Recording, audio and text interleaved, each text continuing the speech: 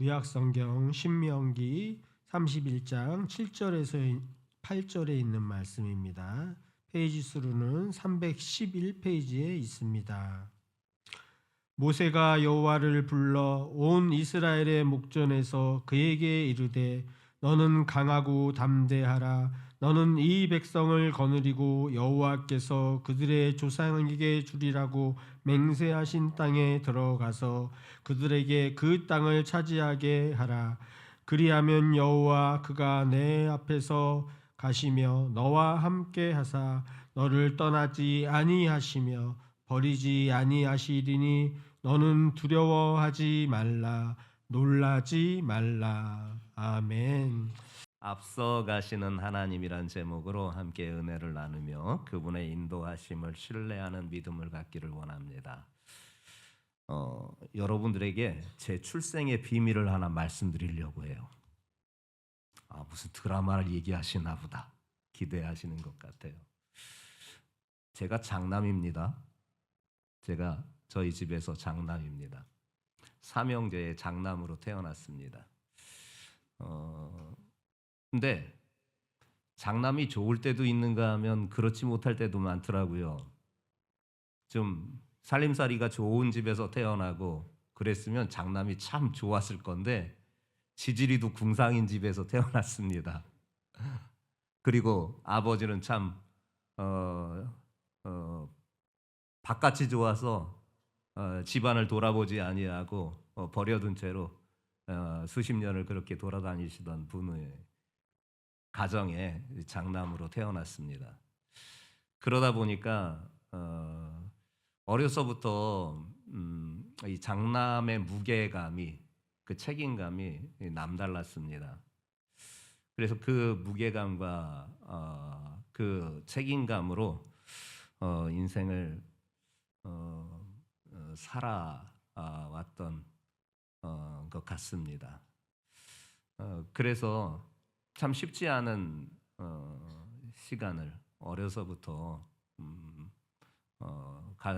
집안을 아버지 대신으로 돌봐야 한다는 책임감, 그 부담으로 그렇게 살아왔었습니다. 세상을 살아가면서 어떤 이는 무리의 선두에 서야 할 운명을 이렇게 갖기도 하는 것 같습니다. 지도자로, 또한 개척자로, 또한 선구자라는 이름으로 불리는 이들은 늘 앞에 서야 하기에, 또한 그 길을 개척해야 하기에, 또한 새로운 길을 열어야 하는 숙명을 안고 있는 것 같습니다.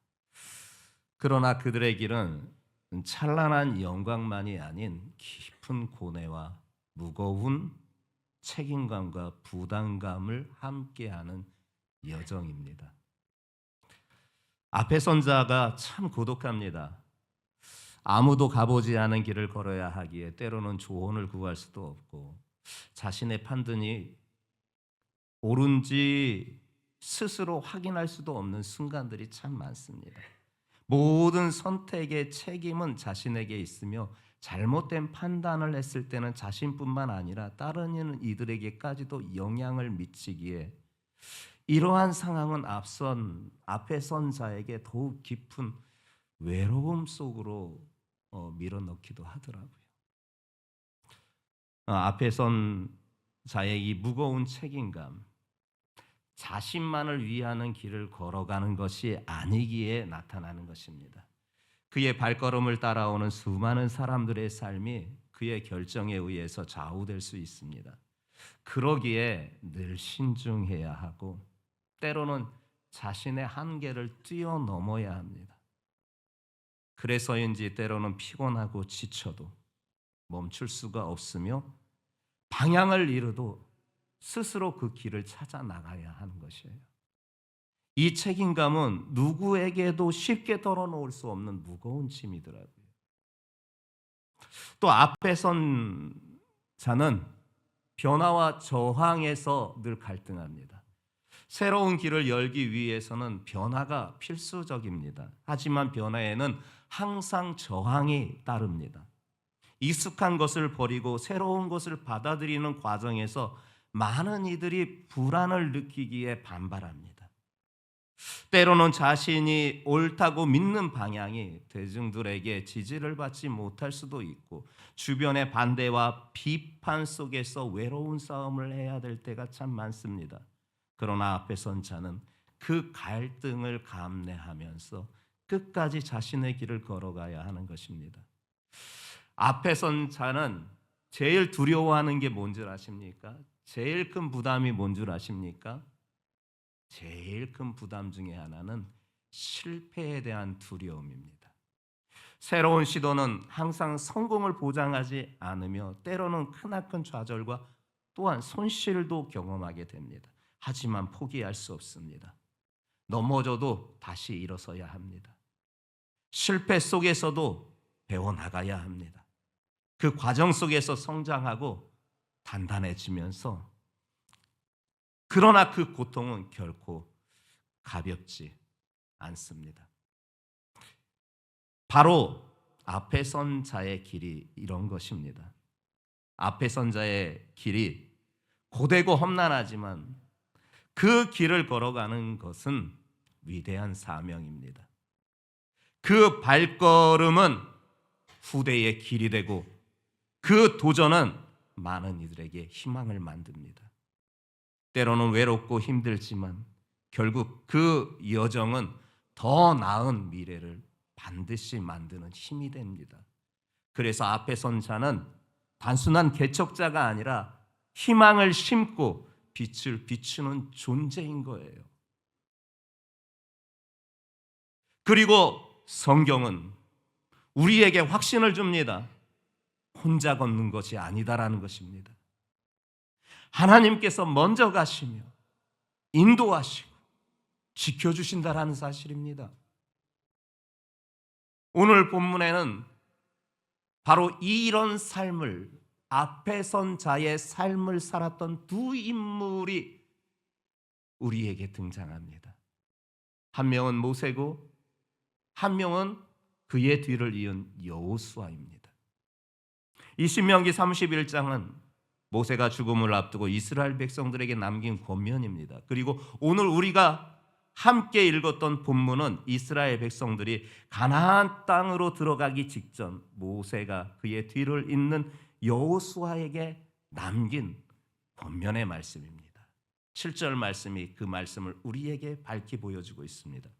모세가 여호수아를 불러 온 이스라엘의 목전에서 그에게 이르되 너는 강하고 담대하라. 너는 이 백성을 거느리고 여호와께서 그들의 조상에게 주리라고 맹세하신 땅에 들어가서 그들에게 그 땅을 차지하게 하라.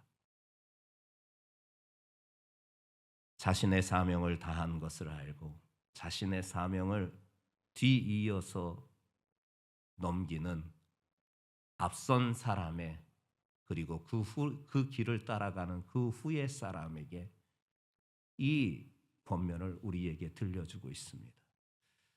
그리고 오늘 본문은 그래서 이 8절 말씀을 중심으로 모세가 여호수아에게 하나님의 말씀을 전하고 있음을 보게 됩니다.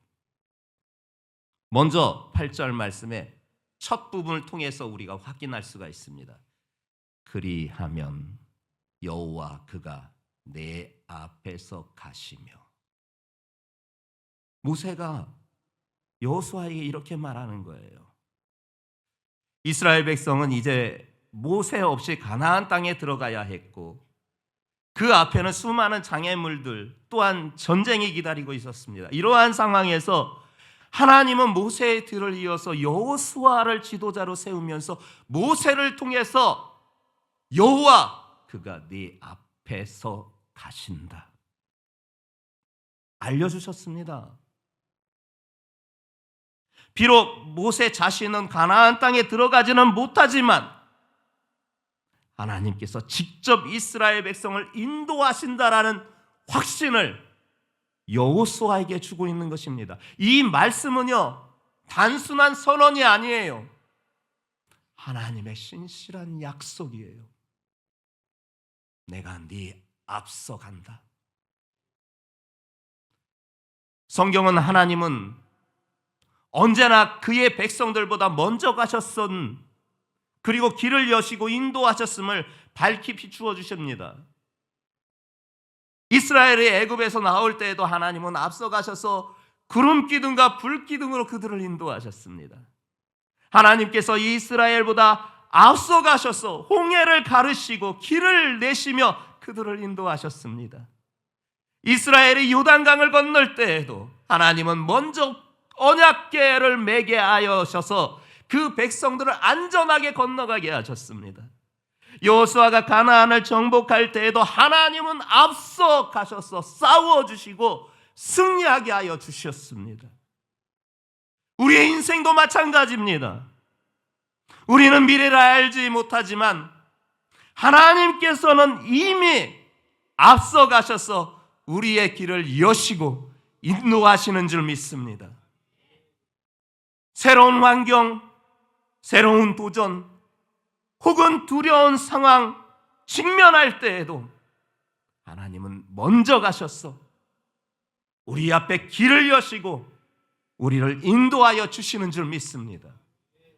미가서 2장 13절에는 이같이 말씀하시고 있습니다. 함께 합독해 보겠습니다. 시작.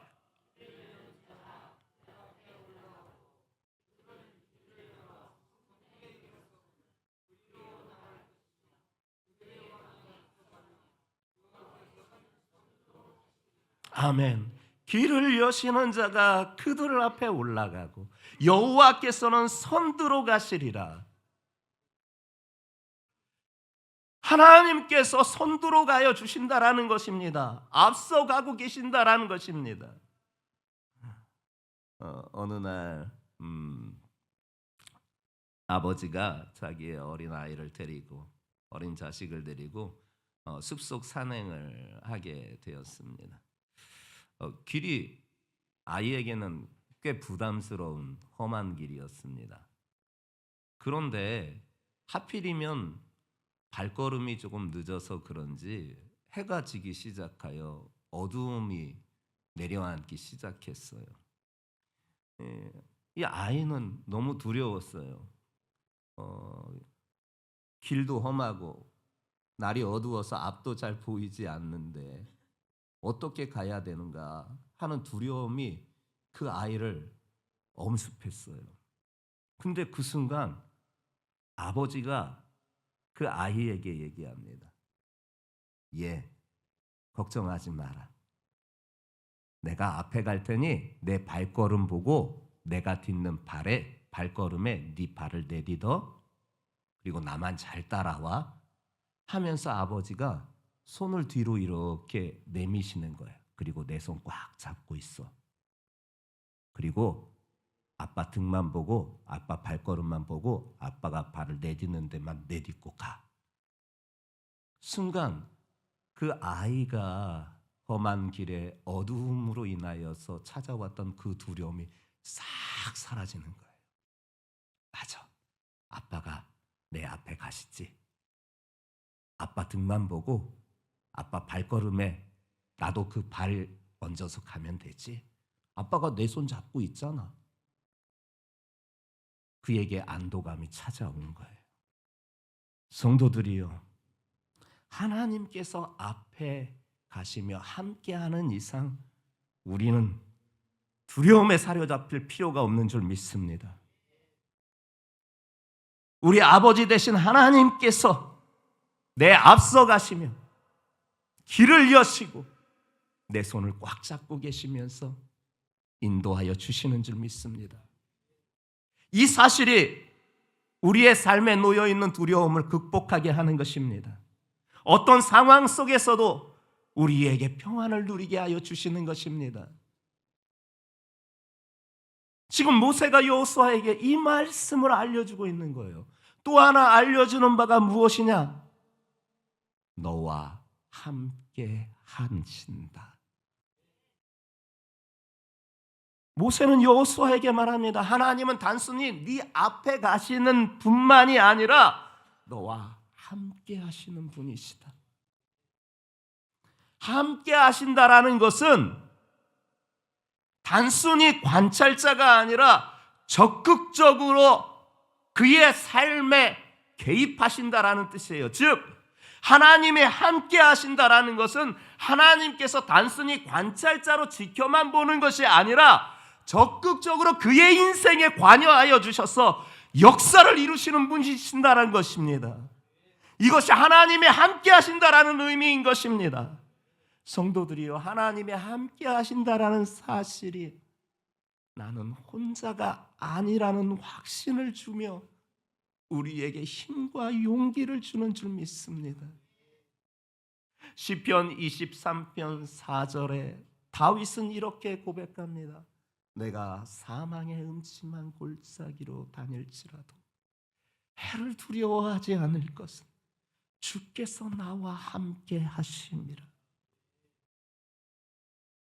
예수님께서 마태복음 28장 20절에서도 중반절부터 이 같은 말씀을 우리에게 들려주시는 바가 됩니다. 볼지어다 내가 세상 끝날까지 너희와 항상 함께 있으리라. 내가 혼자가 아니라는 것입니다. 이것은 나에게 힘과 용기를 주시는 줄 믿습니다. 하나님은 단순히 우리 앞을 길을 여시고 인도하시는 뿐만 아니라 나와 함께 동행하시면서 모든 순간 속에서도 나와 함께 하시는 분이신 줄 믿습니다. 우리의 모든 순간, 특히 두려움과 불안 속에서도 하나님은 나와 동행하십니다. 성도들이여, 그러므로 우리는 어떠한 환경 속에서도 어떠한 어려움 속에서도 그 하나님을 신뢰하십시다. 우리가 인생에서 어려움을 겪을 때에도 하나님은 우리와 함께 하시고 힘을 주신다라는 사실을 잊지 마시기 바랍니다. 우리의 삶이 흔들릴 때에도 하나님은 우리와 함께 하시기에 우리는 결코 쓰러지지 않을 줄 믿습니다. 그분이 나와 함께 하십니다. 마지막으로 모세가 여호수아에게 하는 말씀이, 그분이 너를 떠나지 아니하며 너를 버리지 않는다. 그러니 너는 두려워하지 마라. 놀라지 마라. 이 말씀은요, 여호수아 1장 5절부터 9절에 가게 되면은 3번이나 하나님께서 직접 현현하여서 여호수아에게 말씀하셔요. 이 말씀을요 3번이나 반복해서 말씀해 주셔요. 하나님의 백성이 어려운 상황에서도 담대함을 가질 수 있는 사실은 바로 이 같은 말씀 때문에요. 하나님이 나를 떠나지 아니하시며 나를 버리지 않는다라는 사실입니다. 하나님께서 나를 떠나지 아니하시며 버리지 않는다라는 사실이 여러분 단순한 위로가 아닙니다. 이 말씀에는 하나님의 지속적인 보호와 도우심과 공급하심이 내재되어 있는 뜻입니다. 하나님이 떠나지 아니하시고 버리지 아니하신다라는 것은 하나님께서 보호하시고 도와주시고 부족함이 없이 늘 채워주신다라는 그분의 공급하심의 약속이 있는 말씀인 것이에요. 하나님은 우리가 어떠한 상황에서도 결코 떠나지 않으며 우리를 버리지 않는다고 약속하여 주셨습니다. 하나님은 인생이 아니시기에 실언 안 하십니다. 한번 선택한 백성은 결코 떠나지 않고 버리지 아니하십니다. 이 약속은 하나님이 신실하시고 변함없는 사랑을 보여주시는 것입니다. 히브리서 13장 5절 중반절부터 이같이 말씀하시고 있습니다. 그가 친히 말씀하시기를 내가 결코 너를 버리지 아니하고 너를 떠나지 아니하리라. 아멘.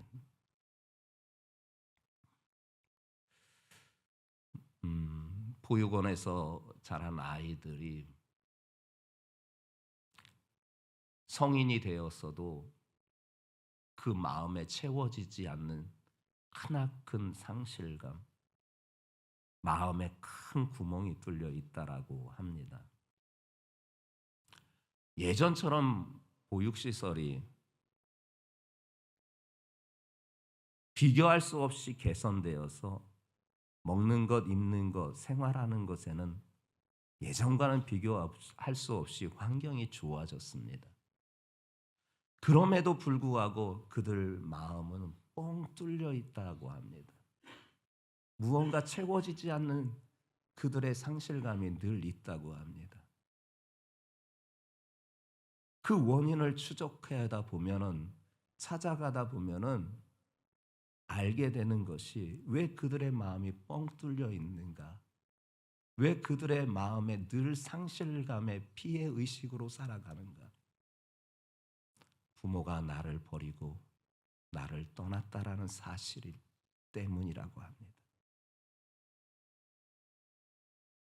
나를 가장 가까이에서 평생 동안 함께 하여야 하는 부모님, 그 부모님을 통해서 도움을 받고 보호를 받고 또한 때때마다 공급함을 받아야 하는, 그래서 항상 내 옆에 있어야 하는, 근데 그 부모가 나를 버리고 떠났다라는 그 사실이 그 아이들에게는 말할 수 없는 가슴에 뻥 뚫려 있는 빈 공간을 만들어 놓고, 그것은 그 어떤 것으로도 대치할 수 없는, 채워지지 않는다고 합니다.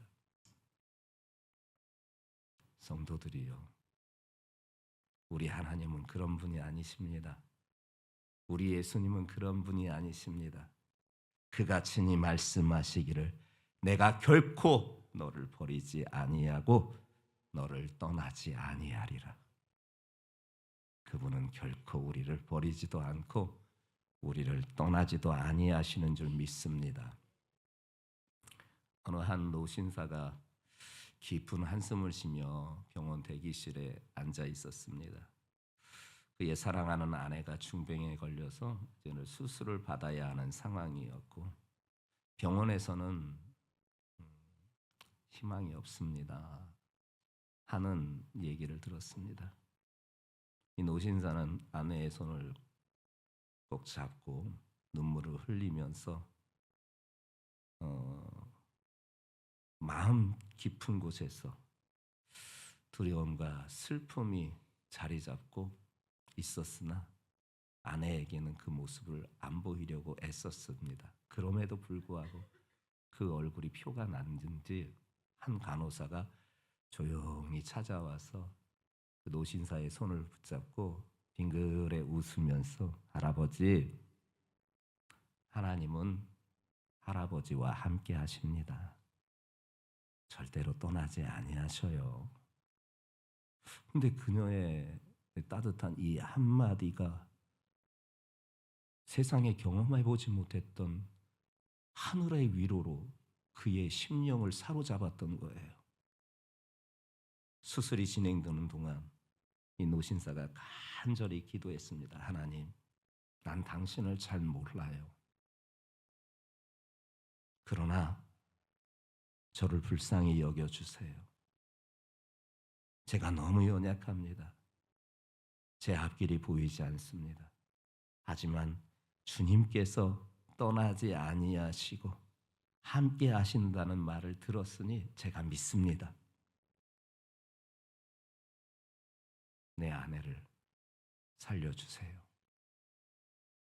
몇 시간을 그렇게 수술 시간을 대기실에서 기다리며 간절히 기도했다고 합니다. 근데 의사가, 희망이 없다라고 하였던 의사가 마침내 수술을 끝내고 수술실의 문이 열리며 밝은 표정으로 그 노신사에게 수술이 잘 됐습니다. 그 순간 이 노신사의 눈에서 얼마나 감사의 눈물이 흘렀는지 이루 말할 수가 없습니다.